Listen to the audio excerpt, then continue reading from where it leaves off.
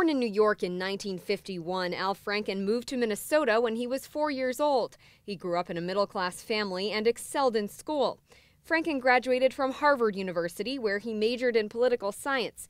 After college, he started writing for Saturday Night Live. He also performed on SNL during his 2 separate stints with the show, creating the role of self-help guru Stuart Smalley and impersonating people like Henry Kissinger and Reverend Pat Robertson. With several Emmys under his belt, Franken went on to work in film. He also made a name for himself as an author, penning a few books that reached #1 on the New York Times bestseller list. A longtime Democrat, Franken started his own radio show in 2004 called The Al Franken Show.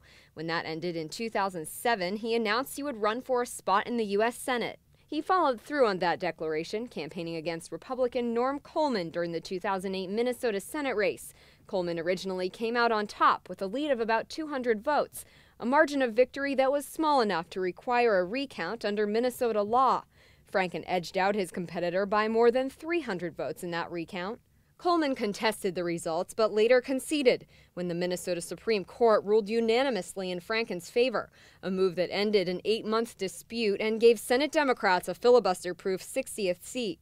Franken's critics condemn some of his past jokes and say his background renders him ill-equipped to be a U.S. Senator. Nevertheless, he was sworn in at the beginning of July. His wife, Franny, stood beside him during the ceremony.